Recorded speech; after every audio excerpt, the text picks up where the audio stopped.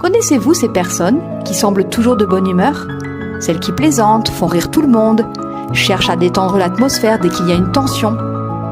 Acrimonie, aigre-moine, le Dr Bach disait, concerne les personnes joviales, gaies, pleines d'humour, qui aiment la paix et que les discussions et querelles affligent tant qu'elles sont prêtes à céder beaucoup pour les éviter. Bien que les ennuis ne leur manquent généralement pas, qu'elles soient inquiètes et agitées, elles cachent leurs soucis derrière l'humour et le badinage et sont considérées comme de très bons amis à fréquenter.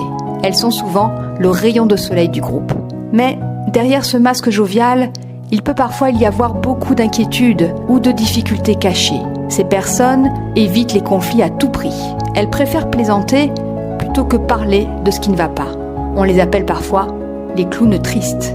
Elles aiment la compagnie, les fêtes, les moments animés, car le silence ou la solitude peuvent les confronter à ce qu'elles ressentent vraiment.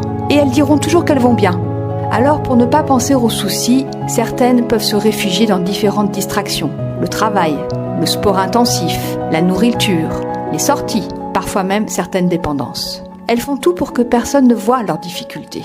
Comme si elles portaient une armure qui, au fil du temps, pèse de plus en plus lourd, pour s'adapter, voire se suradapter à leur entourage, et ce, au prix de se couper d'eux-mêmes. Dans l'approche du Dr Bach, cet état émotionnel correspond à la fleur d'agrimonie.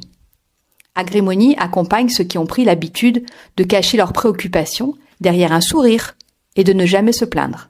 Grâce à Agrimonie, peu à peu, la personne peut commencer à s'autoriser à ressentir ses émotions, à les écouter, à les identifier, puis à se montrer plus authentique. Reconnaître ce qu'elle ressent et accepter d'en parler.